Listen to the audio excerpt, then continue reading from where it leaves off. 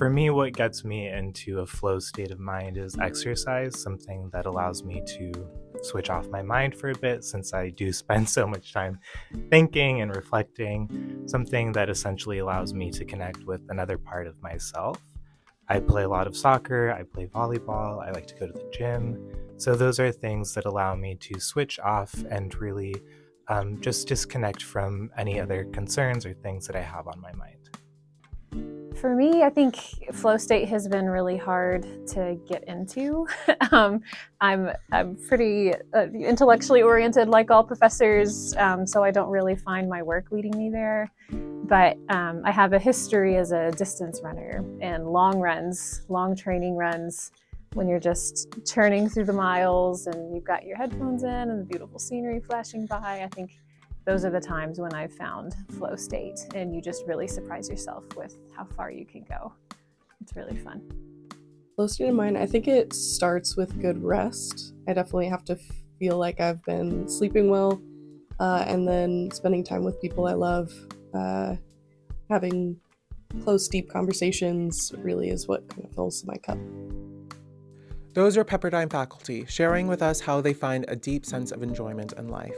Welcome back to the RISE Roundtable, a podcast from Pepperdine University's RISE program. RISE is a program that seeks to build and strengthen the holistic resilience and well-being of our community.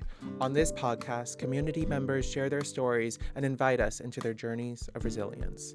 On today's episode, Paul Kim, professor of screen arts, joins RISE podcast producer Kenneth Vargas on the RISE Roundtable, sharing his resilience journey as a member of his family, professor, and filmmaker.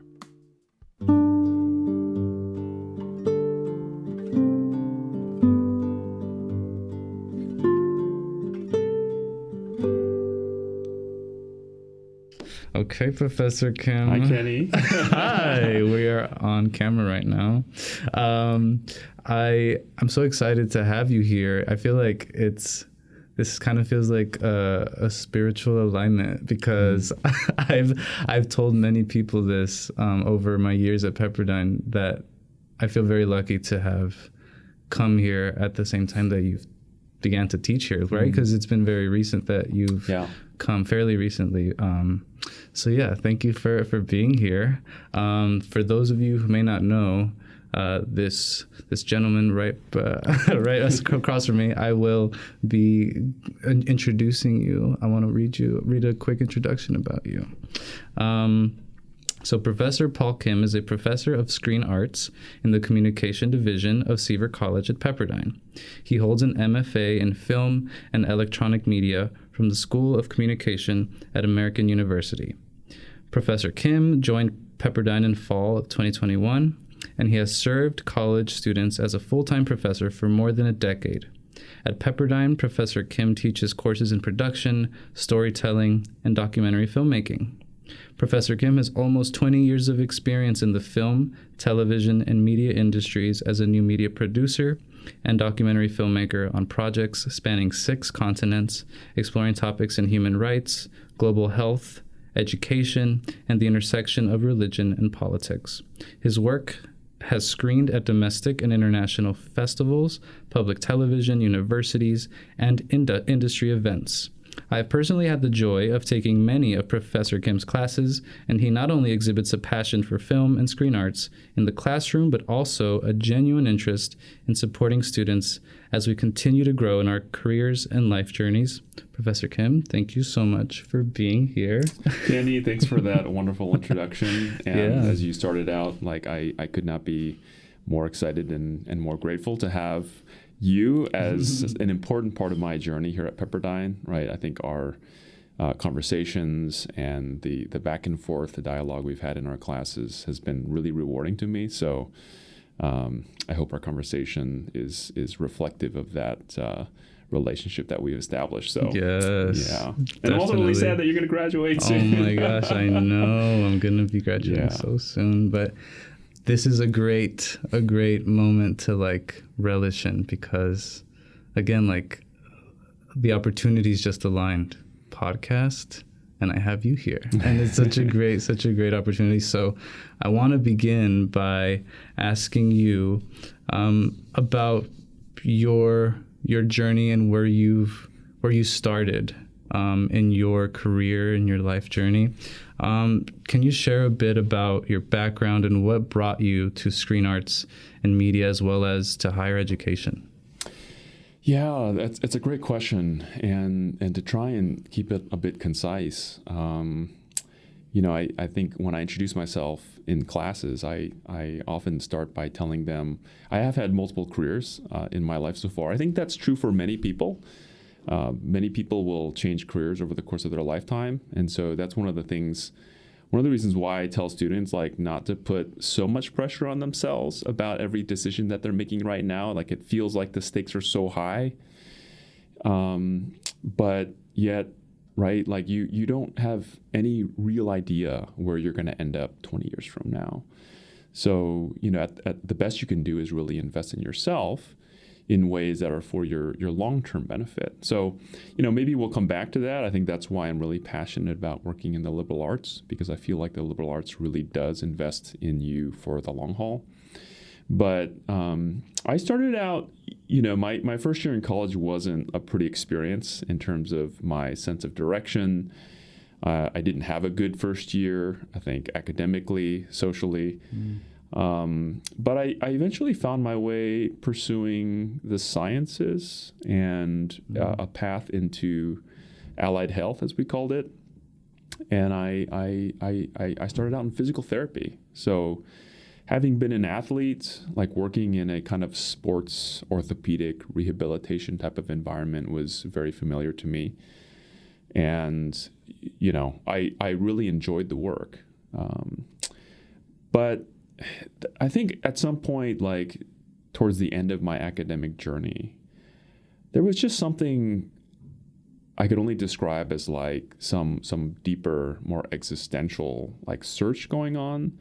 I wasn't ready to be done at like age 20, 21 and enter into the workforce and have an 8-to-5 job for the next 45 years of my life. Like I just felt like there was more. And that's not a knock at all in physical therapy. I think PT is an amazing field and a wonderful profession. But just for me, there was just a deeper search. Like I was searching for meaning, and I was searching for a purpose that was much bigger than myself and my career. And so like I was exploring different areas, but during that time, I was also just on my own dabbling in digital media. This is, really when, people were able to do digital video for the first time. Graphic design obviously was accessible via Adobe platforms. And I just found myself like filling a void that I didn't really know I had through creative work. And so as I began thinking about what I wanted to do and looking at graduate school options, and as part of this career transition, I thought I would end up in school psychology. So I thought I would work in education. I'd always had a passion for education. But before I committed myself to grad school, I said, I'm going to take a year off and I'm going to take formal classes back in undergrad in the visual arts, in design and composition, in storytelling, in filmmaking. And that year wasn't just an exploration of art. It really was a kind of, me discovering on a more deeper level, like how I was wired. Like taking these art classes really spoke to me in the sense that I knew that I resonated with this in ways that maybe some of my peers didn't. Like when I went to a museum, I could sit and stare at a photograph for like half an hour and just absorb it. I could talk about it if anyone was willing to talk about it with me for that long. And so there was just something maybe intrinsic within myself, like this creative spirit, this artistic identity that was just, that had always been there, but had never been nurtured and fed. And I found myself really responding to that. So that year wasn't just the beginnings of a career path for me. That year was really a discovery of like who I am, how I'm wired, why I think the way that I do, And that level of affirmation that I was receiving from my peers, from instructors, was really helpful, because I remember people saying things like, this is where you really belong. And so, maybe to a large extent, that sense of belonging, I think, as a son of an immigrant family, right, had always been there. I think is still there, but really gave me a sense of peace, and a sense that, like, even though I don't know where this is going to go, I'm in the right place. And if I'm in the right place, everything's going to be okay. Thank you so much, Professor, for that comment. I find that so interesting. You said that you felt that it was that artistic part of you was intrinsic.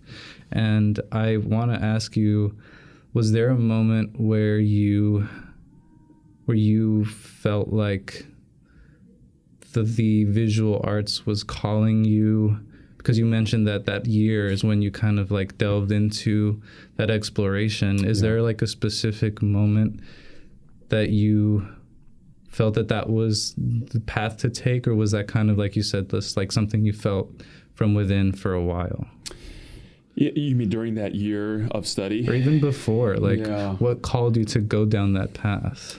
I mean, that's a drastic change, PT to yeah, and there were other steps in that journey too. It wasn't overnight, but yeah, I think the experience of making work, right? Like, maybe our conversation today will get into this as we talk about resiliency and some of the steps we can take to address that. But there's something about being in the creative process that is really invigorating, right?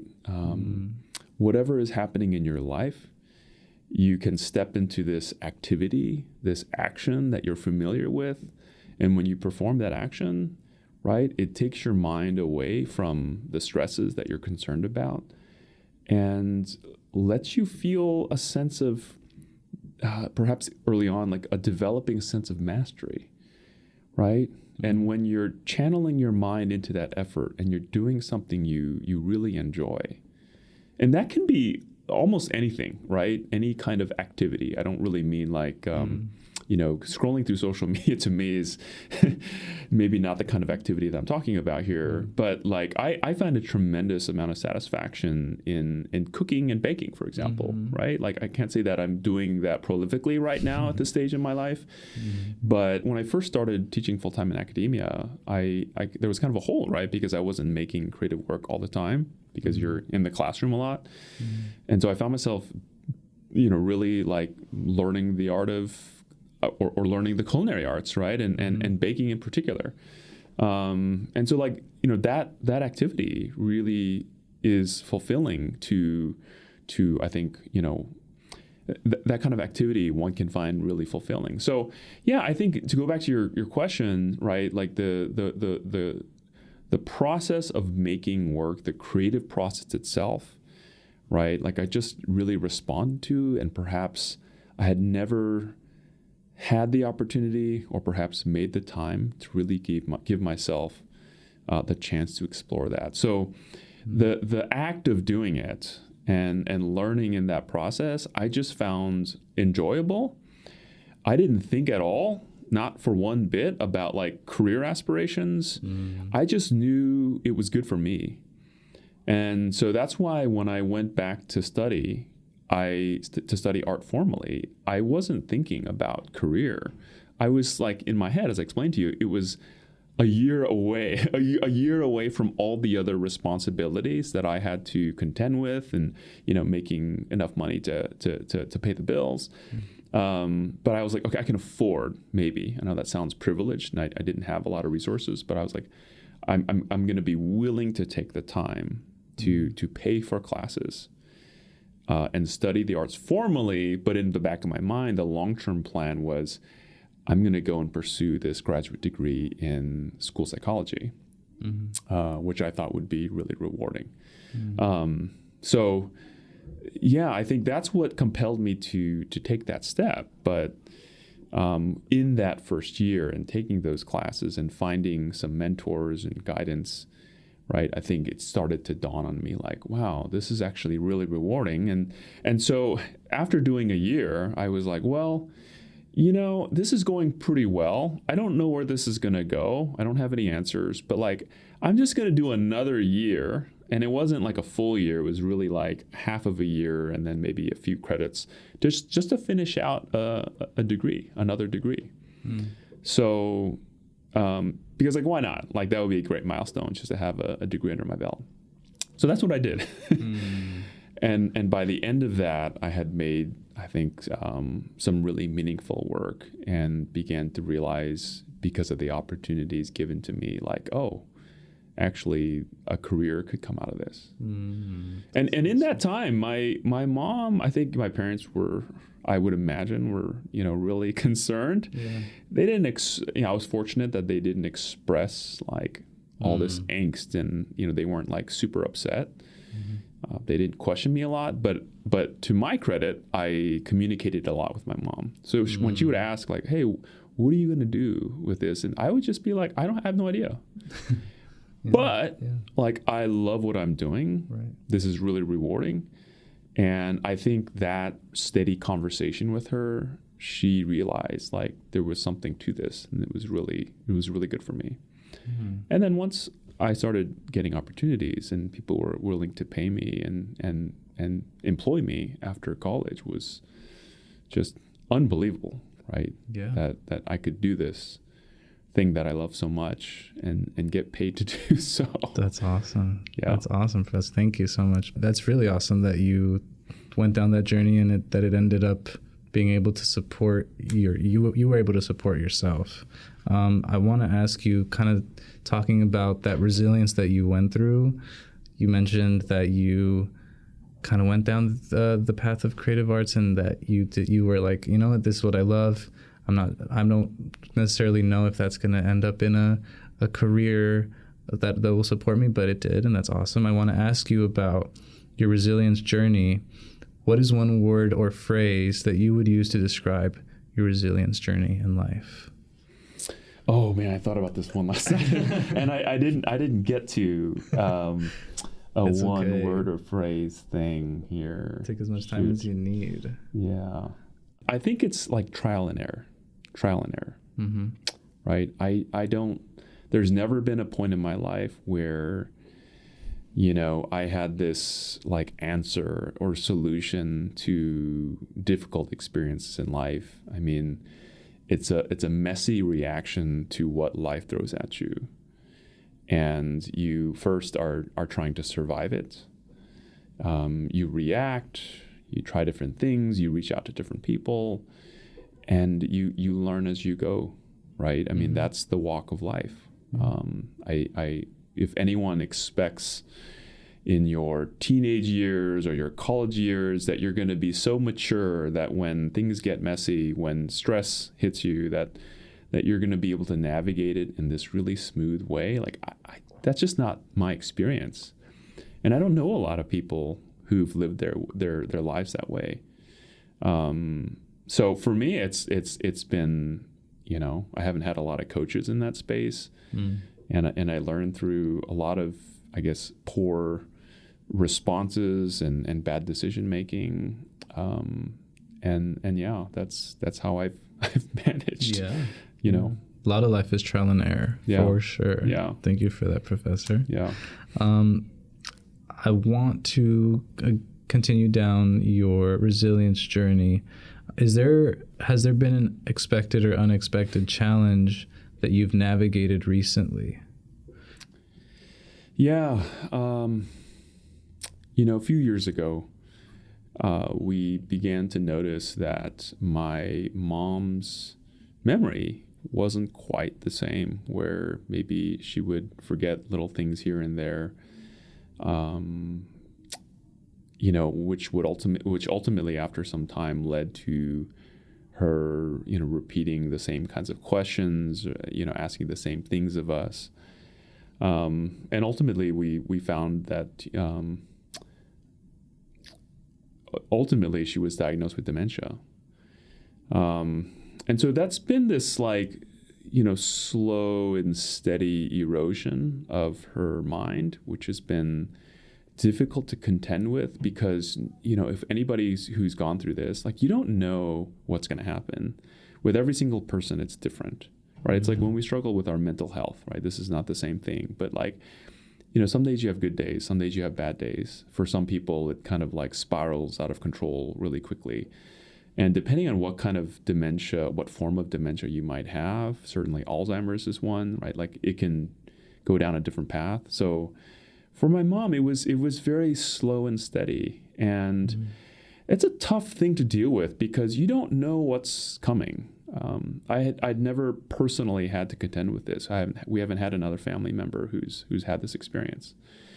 So it's like, it's not this sudden event like your mom gets in a car accident and she's like in really bad shape. It's this slow erosion of, in a sense, who she is. And then last year in the spring, right, she was developing this cough and, really getting more anxious and just less happy. It was a burden on my dad and on my brother. And come to find out, she ended up getting hospitalized with a very severe pneumonia diagnosis, as well as an infection in and around her lungs.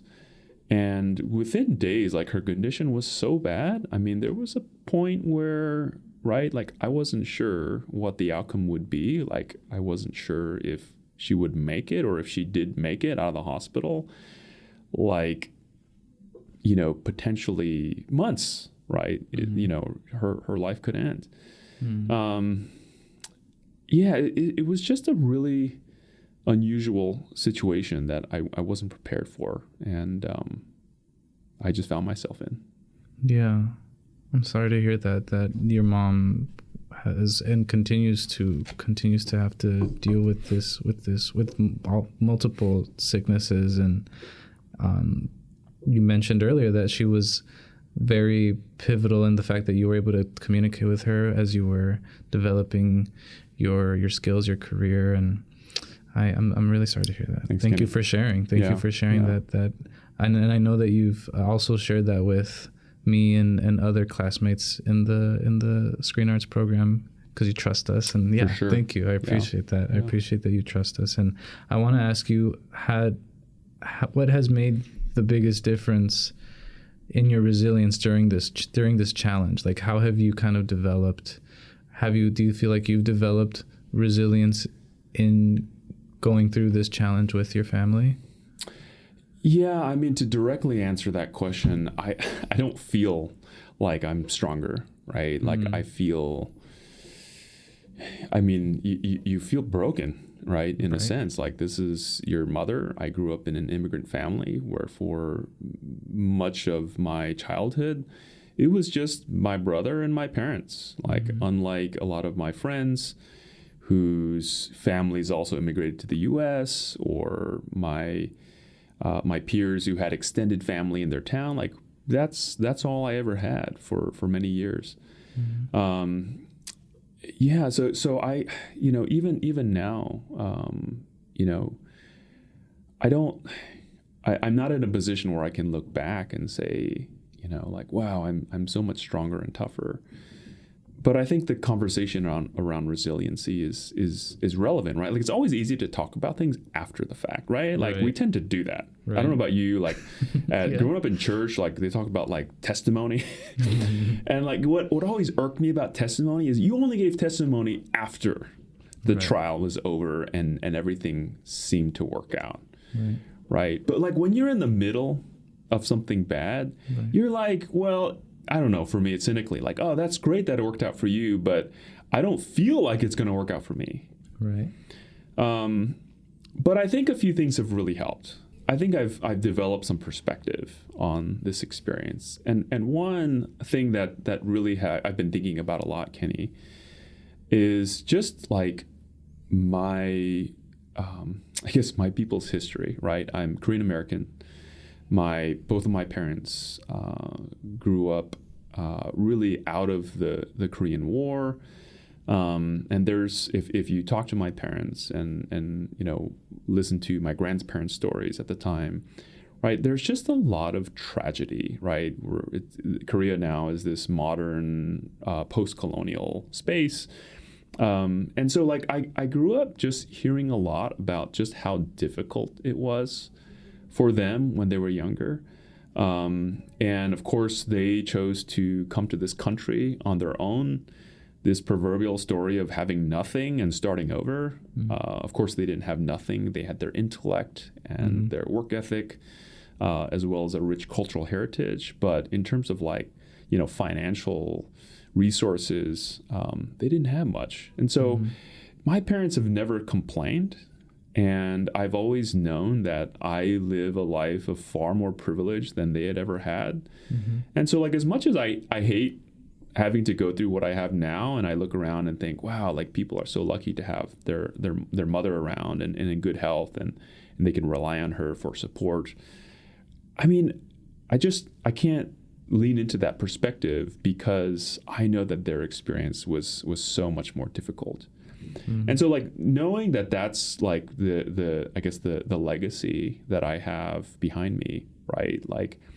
There's a source of resiliency and strength that comes out of that, right? That other people in my family have gone through this journey and have not just survived, but thrived. And certainly I can do the same on my own. The other thing related to that, if you want to include this, you can certainly cut it out. But the other thing is watching my dad, right, who has gone from being a husband and spouse to a caretaker. I remember at some point, maybe it was 2 years ago, a year and a half ago, having this really what felt like this heart-to-heart conversation as much as one can, right? Like there's a language barrier there, and my dad is not one to really open up about his emotions and his experience, but we just had this late night talk when my mom was asleep. And I felt all this sympathy toward him and for him with all that he was going through. I mean, the loss of his, life partner for 50 plus years. And I was just struck because his response wasn't oh, poor me, right? It was hey, I have this opportunity to take care of my partner, your mom. And he really talked about his faith and how much his faith was a part of what motivated him. And I just was kind of stunned in that conversation, right? That he had some well to tap into that I can only attribute again to his own life experiences, to his faith, to the amount of time he dedicated in prayer. There was just this deep well that I always knew was there with my father, but now that I'm seeing him in maybe one of the most difficult moments of his life, it almost it wasn't phasing him, right? It clearly has been a huge burden, but I don't know, when you see that's your father, right? That gives you strength. So yeah. Thank you so much, Professor, for that. You mentioned your immigrant background, your immigrant family background. I relate to that too, and the idea that not complaining much about life and acknowledging the privilege that you have in relation to your parents. I completely resonate with that, and also the connection that you made with your father, kind of connecting his faith to help him move through, to get through that challenge that he has with his wife, your mom, that really connects with the dimensions that RISE has. One of them being spiritual, and also your cognitive dimension, where you noticed how your dad had this kind of this potentially a growth mindset that this is an opportunity for me to take care of my wife, your mom. That's incredible. And thank you for sharing that with me. I want to ask you how did you take care of yourself during this time? I mean, it's still an ongoing thing, of course. And so, or were you able to take care of yourself? How have you been taking care of yourself? Yeah. I don't know if I have like a good game plan, right, for how to deal with that. But I think compared to where I was maybe 10 years ago, even like 5 years ago, I think with how my mom's downturn, particularly this last summer, with how that went, I feel like I was better prepared because I was at a better place in my life. About 4 years ago, I had done some therapy with a really incredible counselor, kind of processing a lot of stress and turmoil that I was dealing with at work and my place of employment. I think he gave me some really good ways to think about those things. At the same time, I was engaging in a lot more physical activity through exercise. I can say right now, like, I truly believe that my level of physical health related to my regular exercising is a huge part of what has kept me mentally strong. Mm-hmm. I just can't overestimate how critically important that is, to the extent that, like, I'm not someone who gets up like my wife. She loves to run. And if she doesn't run, like, she's really not happy about that. Like, she has this drive to run, and runners have that. I'm not that person, right? I love sport, I love activity, but like, I don't just get up and like, I want to go outside and exercise. But there's like some of it is there's a sense of fear because I know, like, I've been at places in my life, including this experience that we're talking about, where like things mentally are not great. Mm-hmm. And I don't want to go back into that space, right? I don't want to fall back into that mental place where you just feel like you're in a hole and it's so hard to climb out. It's better for me to prevent falling into that space first than to try and climb out of it. So like, I'm a cyclist. I go out road biking. This area is like amazing for it. Yeah. It's beautiful. I love to be out in nature. And I ride my bike at least 2 or 3 times a week. And they're not always like these big, glorious rides. Sometimes it's just like 35 to 50 minutes on a simple loop around my neighborhood. But I know, compared to times in my life where I didn't have any physical activity, like, I'm just in a much better place.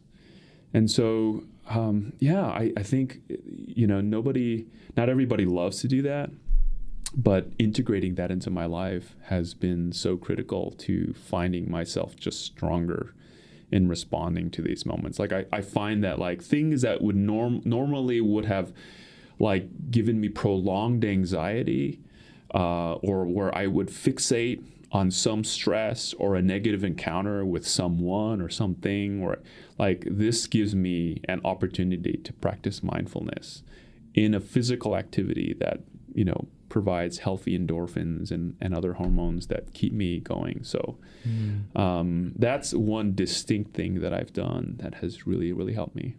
Awesome. That's really awesome. You've been emphasizing the physical dimension of movement, of resilience, and your wife too, that she has even more of that. She has a drive to that. Thank you. That's a great way of exercising your own health and keeping your own health. I can also connect it to Kenny, if you want to go in this direction, this idea of flow. I don't know if you've read the book Flow by this psychologist, maybe 15 years ago or so. But I think that's tied to the creative process too. Cycling is a part of that for me, just like I described baking, or just like I described, filmmaking can be. Yeah. Right. But in the case of cycling, there's like a physical exercise component that gives you additional benefits that maybe camera operating doesn't, right? Anyway, if you want to go down that path, we could talk about that. Now we could talk about that if you want to get into like the creative side of things. So like, as I want to transition into your professional work. Something that I've been thinking about a lot while taking your classes is the journey of finding one's artistic craft and thinking critically about the way that we tell stories. I'd imagine it takes a lot of resilience and courage to hone one's craft, and I understand that well since I'm part of the program. What is your approach when it comes to mentoring and teaching students as it relates to your own experience of developing your craft? You mentioned just now, like, the idea of having some kind of, not necessarily a routine, but a practice that helps you get in that mindset. So yeah, like, what is your approach mentoring students with your experience of developing your craft? Yeah, that's a great question, and something I wrestle with all the time as a teacher. I think that's like at the heart of my teaching philosophy, but something that I also battle with to try and do effectively in the classroom with my students. And I think part of what makes it challenging is that it's so personal to each person, right?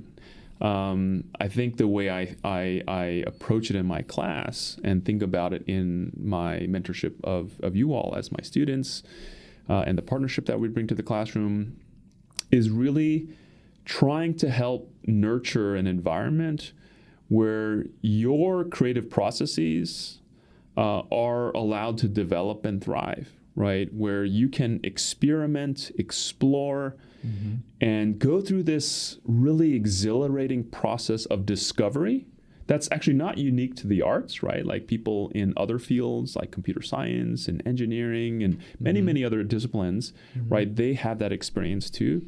I think creating that environment is really critical because, what works for me isn't necessarily the same thing that's going to work for you. But where I think we're trying to go as creative practitioners and as visual artists is we're trying to find a state of mind that I think was for me most helpfully articulated by Csikszentmihalyi, who's a psychologist that many of you might be familiar with the book that he wrote called Flow.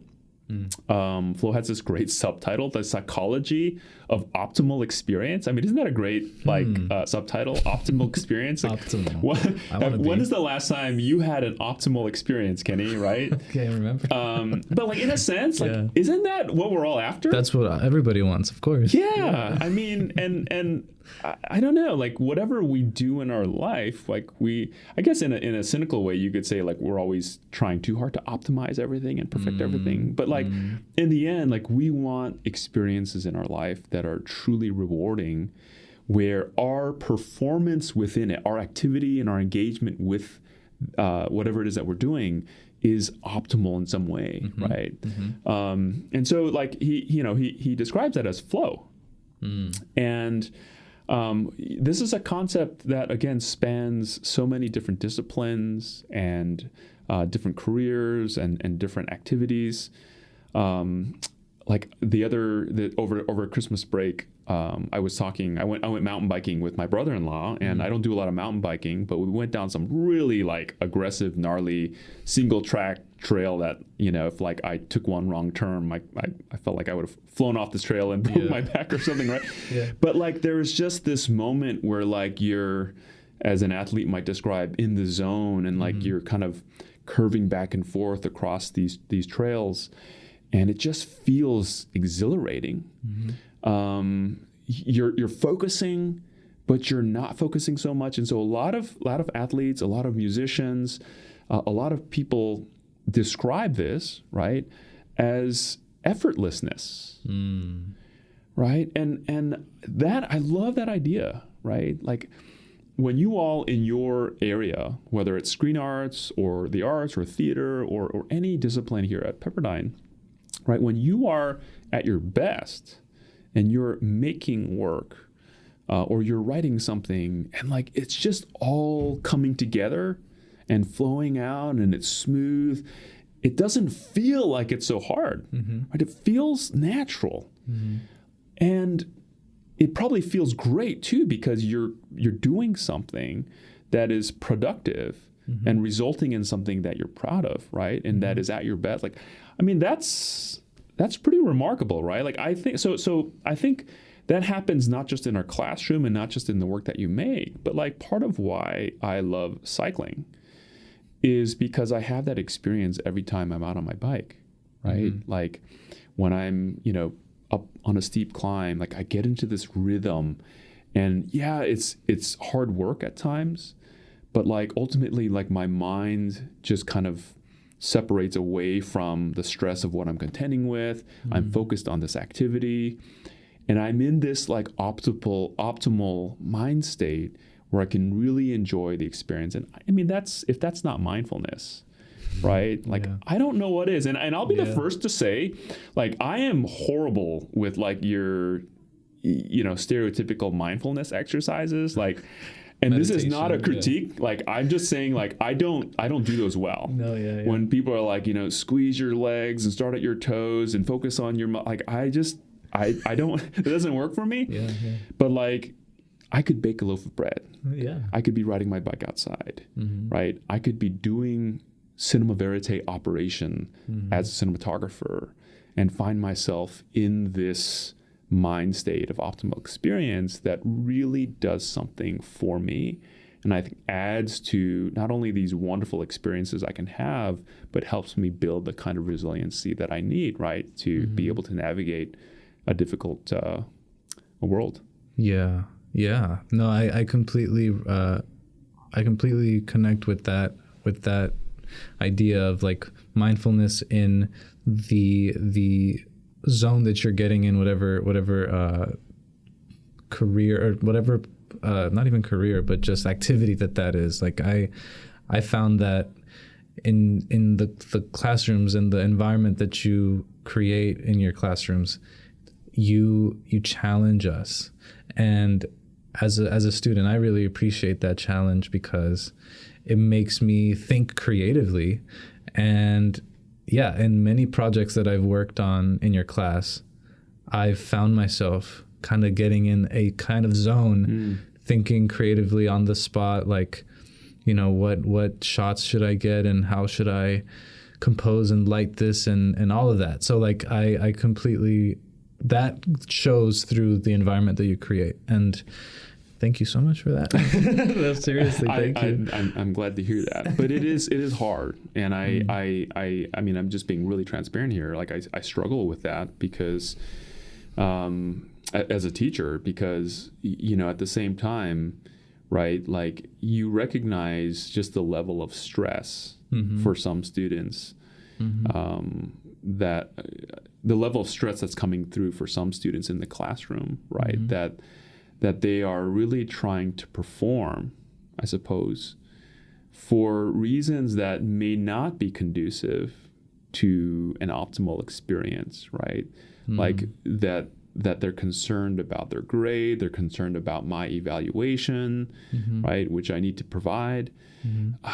You create a set of rubric to guide your students and to give them a target, but you're also trying to do it in ways that don't limit one's exploration, right? Like that, finding that balance as an instructor is hard to do, but I'm trying, right?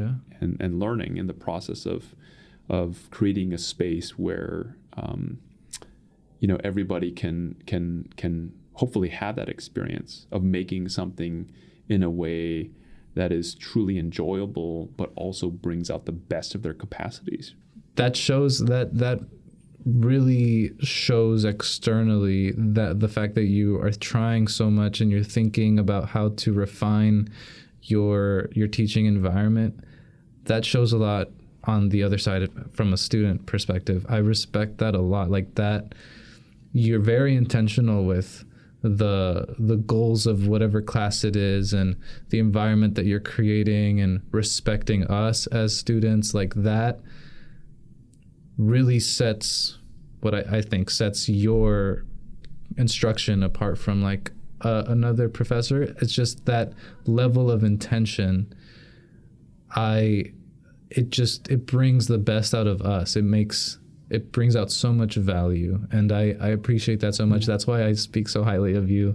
Like you, outside to everybody, I'm like, I'm so lucky to be here when you're here, like seriously. So yeah, thank you. Then that shows, that very much shows in your work. Kind of still focusing on the creative aspect. Within the highly creative work environment of screen arts, I've seen some students, and me myself as well, struggle to receive critique on our art, our creative work. What would you recommend that could help us students, we're growing, grow from feedback, grow from critique, and like not kind of shut down?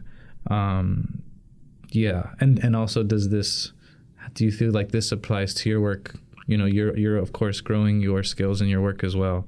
Yeah, how would you recommend that feedback be taken by us, the creators? Yeah, I mean, it's hard, right? Yeah. I am certainly no model of someone who is great at, like, you know, responding to feedback and critique, right? Like, it's always hard. And I think part of why it's especially difficult in our field is because, and I think social media has only made this worse, right? Because social media is like how we... the comparison game? Yeah, it's a comparison game, for sure. Yeah. And that never makes me feel good. But also, like, it's a curation of who you are to the world, right? So you all are a generation that is used to whatever content you create. In a sense, we're content creators within this creative space and discipline that we're talking about. Like, it's so personal, right? When you post a photo of yourself on Instagram, it's like it can almost define who you are when you're younger. Yeah. Right? And so even in a class environment, right, if you make a project and you just do a simple video, right, like in my SART 207 Production 1 class, like there's a series of 5 projects. Any one of those, I imagine, for a lot of people really feels reflective of who they are. So I think one thing that I try to really emphasize is to disconnect this sense of self-worth with the product that you are learning. In our case, you're learning to make and improve upon, right? Like, there's supposed to be this experimental process of failure and discovery and experimentation and tinkering. And it's, if you're not failing, right, you're probably not growing as well as you could be. Right. But yet, like, if you're getting maybe critical feedback, which you should be to grow, right? We need that kind of feedback, right? It just feels so personal. It feels like a personal attack. Yeah. So I always try to acknowledge from the outset, hey, we need this feedback to improve, right? But let's acknowledge the fact that this is not reflective of our own value to society, right? And it's not necessarily even indicative of, like, our capabilities as an artist or as an emerging professional, right? Like, just one product that in the context of however it was made, like, is reflective of that and the decisions that you made. That's all. So that's not a solution perhaps, but I think it's an important, like, recognition to make up front. Yeah. And then two, what I've been doing more and more is really coaching students in class on how to think about critique. And so just yesterday, actually, in my Production 1 class, right, we had our first presentation of student work. It was a very low stakes project. And so I had them journal their experience. And we started by writing, like, what was your emotional response to the critique that you received? And then specifically, like, what were the negative thoughts associated with those emotions? So, like, an example could be, Professor Kim or one of my classmates, talked about a problem or a weakness in my project. And then in your mind, you form this negative, like, you hook onto that. and you form this negative idea around that might be totally a distortion, right? As you all know, we call them cognitive distortions. Yes. I have a lot of these, right? Yeah. So one of the things that I do a lot is filtering. And filtering is one of the most common distortions for me where, right, like as a recovering perfectionist, you know, people can say, oh, you know, like this was great, this was great, this was great, you know, like 10 things were amazing, but there's this one like minor detail. I will filter out all the positives and then let my mind latch on to just the negative, right? Yeah. That's a distortion, right? We're placing emphasis on that single thing, contrary to the evidence that all these other areas have been so good. And so like, I didn't even know what a cognitive distortion was just a number of years ago, right? Like only now through some really great, like, I think we're becoming more and more educated around mental health and like, I think good, like CBT informed ways of thinking, like I'm a big proponent of that. So I try to contextualize that in the creative space, because I think there's certain distortions that, say, my students tend to fall into more than not. And so one of the things is you have to just recognize the distortion and then call it out, right? And they found that it's even helpful for you to just talk like, like, hey, there you go again, Paul. Like, you know, focusing on only the negative and filtering out all the rest. Or, you know, like yesterday I had I just felt discouraged for some reasons, and like I found myself like almost catastrophizing, right? Like the outcome. Like because this didn't go well, or because I was feeling this way, like all these bad things are going to happen, right? You overemphasize the negative.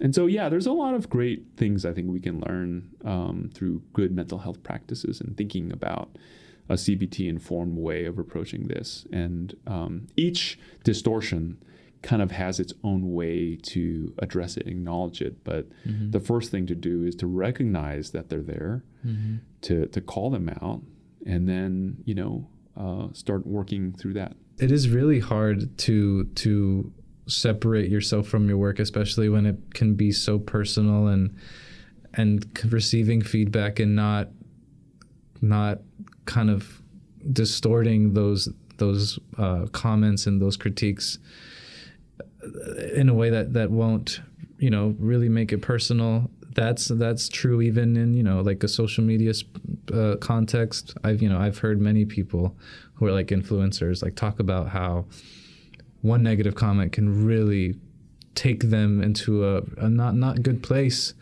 whereas there's many other positive comments, just like you mentioned, like you fixate, and it's not easy at all. And we do that in our teaching evaluations too, you know, right? Like as teachers. I think, you know, I hear from a lot of people, right? Like there's lots of good in there. And then your mind just goes to like, there's, you know, some very, you know, unhappy student who had a negative experience for whatever reason, right? And I'm sure it's legitimate input and feedback, right? But like our minds kind of catch on to that. And, you know, that's every semester, right? It takes a little bit of like, oh, okay, let me prepare myself to read through these and make sure that I'm in the right frame of mind before I even do that. So I don't know, maybe my peers are more resilient than I am. Like I find many of my colleagues, especially those who joined Pepperdine the same time as I did, like they immediately dive into their feedback from students. And like I think for me, I kind of have to mentally prepare myself, like just to contextualize, okay, this is why this feedback's important. This is how the class went from my perspective, and you know, some of the assessments in the class might suggest students had XYZ experience, and just, you know, prepare myself like, okay, I'm in a good headspace where I know I'm going to be more receptive to what is written. And for me, like I find I'm best capable of that when I'm planning the next iteration of the class. So, if I'm right, like in the middle of a busy day, and then I get the email that the evaluations have come out. Maybe it's the same thing. Like when you get, I don't know if you get a notification like, hey, the teacher wrote feedback on my work, or the grade has been released, and then you immediately read it. But like maybe you're like on the shuttle going to your next class, or you're about to go have a nice dinner with your friends. Maybe that's not the time and space where you're most prepared to be thinking in a mindset of resilience around the kind of input that you're going to get. So I kind of have to make sure like my kids, maybe they're not in the house, like it's not a stressful moment. Right. I'm by myself. I'm thinking about the class. I'm looking for input to make it stronger. Now let's read. Yeah. And then it's like, okay, this is good. This is helpful. So in this age of like immediacy and instantaneous everything, right? Maybe pause and prepare yourself, right? Before you just jump into something that's gonna perhaps like poison the rest of your day, or put you in or trigger something that, might put you at a disadvantageous position. Yeah, that's a life skill for sure, to know when is the right time to take on something, whatever it might be, just to because like you, and I've had so many moments like that where I read something that disappointed me, and then my whole day will be kind of just readjusted, or take a different trajectory that makes the day not as good. And so that's knowing when's a good time for you to take on something, whatever that may be. That I really appreciate that. Yeah, and I just want to add, for what it's worth, we talk about these things as a kind of curse, right? Like they're weaknesses in our cognitive thinking, but like I think if you identify as a truly creative individual, perhaps as an artist, I think there are a lot of us who just have certain sensitivities to these kinds of emotions and thinking that can be really debilitating, as we're describing at times, but on the other hand, it can be a tremendous source of strength. Right? Like, I know you as an incredibly visually intuitive individual. You pay such close attention to detail, right? But like, and I have those instincts as well, but like that at times, right, can make you fixate on something that's a negative thought that will lead to unhealthy thinking. But there's a wonderful component to the other side of it, right? Like, because I'm so observant, because I am sensitive to a person's expression, right? If you look at me a certain way, I'm immediately kind of interpreting and thinking what that is, right? As someone who creates imagery and who's often photographing individuals and people, like, I respond to that instantaneously, and it makes me a really good camera operator, right? If I didn't have those sensibilities, right, I would miss everything. So there's always two sides to this. Yes. And it helps to recognize that, like, okay, this is also a strength. Right. The aspect of it where it's a weakness, right, I have to work through that. But it's not all bad. It's not all negative. Like, it's something that's truly instrumental to who we are. And we have a great contribution to the world to make because we're wired this way. Yeah. You need to have a strong sense of self to be able to, like, parse out when something is advantageous and when it's not. Definitely. Thank you for that. If kind of continuing with this theme of creativity and growth, if you had a word of encouragement to share with someone who might be going through a hard time, what would you like to say to them? Oh man, I'm terrible with this kind of thing. I guess, I don't know if there's a lot to say, like, with all due respect to this podcast and form of media, right? Like, if you're really going through a difficult moment, I think you need to have the people who love you be present with you, right? And that's tough because for I know for me, like, I kind of would rather, like, crawl into my own cave, right? I don't seek out those people. Mm-hmm. Mm-hmm. And so like, if I'm in a bad place, right? Like I'm not going to go looking for help, or that's not my tendency. Yeah. Right. Yeah. And so I have to kind of build a practice where I'm, I guess, maintaining healthy community around me, right? At my workplace, that I have colleagues that I trust, that who I've been vulnerable with and know some of my life circumstances, maybe members of my faith community, maybe my closest friends, just, you know, having a healthy social and community space around you, like that's really critical. Yeah. Right. Yeah. And sometimes you have to build that when you're at your best, right? When you're at your best, your tendency is probably not to do that. Yeah. Right. Yeah. Your tendency is like, oh, I'm fine. Yeah. Like I'm on my own. I do my own thing.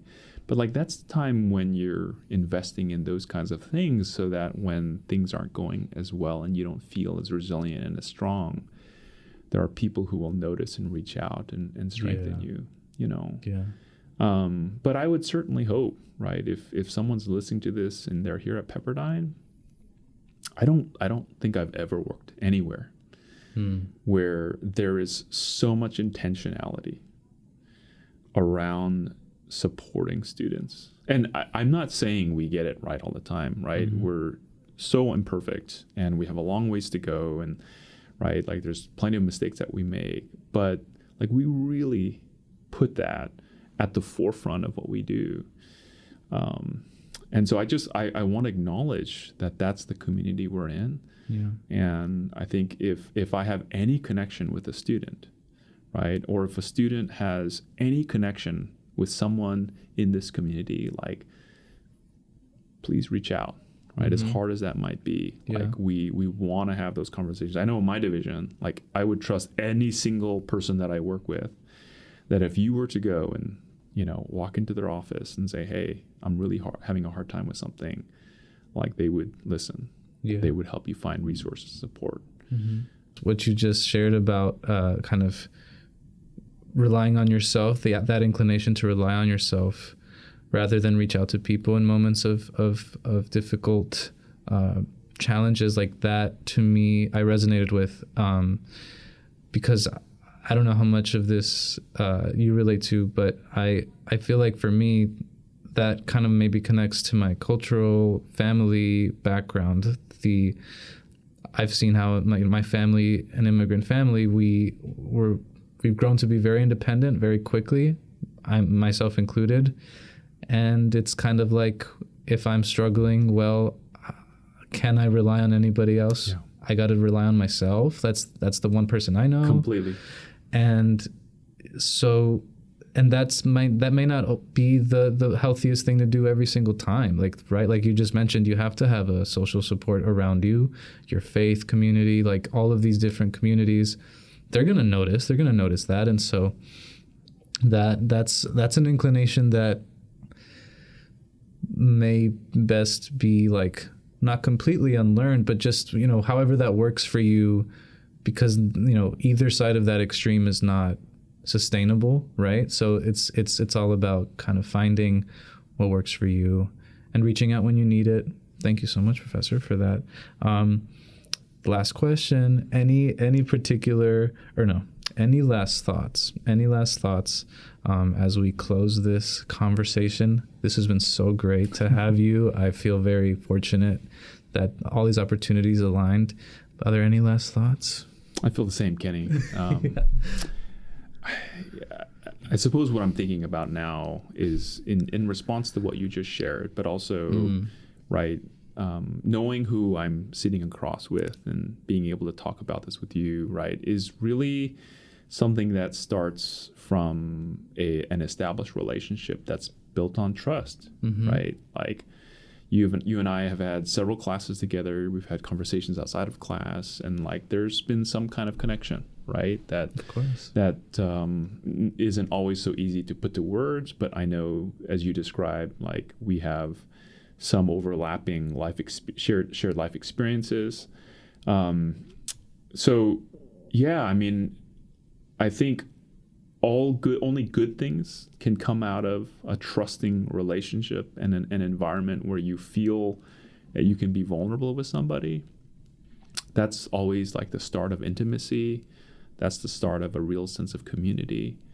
And I think if you don't feel that, right, like I think maybe you have to take the steps to respond to someone else's vulnerability with you, and or be vulnerable with somebody else. And so I try to model that, right? Like, I share with you all, not everything, of course, right? Like, and, class isn't always the best time to do that, but I think I try to show you that I'm human, that I struggle, because I want you to know that that's what it's like, right? Like that, whether there are people around you here at Pepperdine that you think of as role models, like I assure you, all these people have mistakes that they've made. They struggle with serious issues that you probably don't really fully see. So yeah, find someone you can trust. Yes. And I think time and time again, research has shown that like the people who are most fulfilled in their life, I think, which leads to resiliency, are those who don't have like 100 friends around them, right? But they just have like 2, 3, 4 people that they trust with their lives, and that they're willing to go to and share with. And I think we all need that. Yes, we do. Thank you so much, Professor, for this conversation again. Thank you, Kenny. Thank you so much. Shout out to the best professor in the game. I love all professors. I particularly just love all the time we've spent together. Thank you. Thanks, Kenny. This has been great.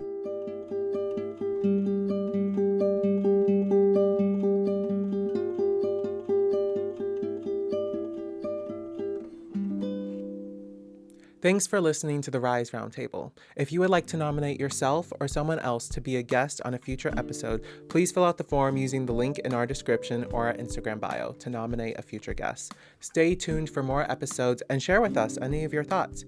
You can email us at resilience@pepperdine.edu, or you can follow us and DM us at Pepperdine Rise on Instagram. Until then, we leave you with a quote from author and psychologist Mihaly Csikszentmihalyi from his book Flow. Enjoyable events occur when someone has not only met some prior expectation or satisfied a need or a desire, but has gone beyond what he or she has been programmed to do and achieved something unexpected, perhaps something even unimagined before. This podcast was hosted by Kenneth Vargas and produced and edited by Kenneth Vargas and Bo Jaden James. Emily Shaw is the production manager. Sergio Gallardo Palma produced the music.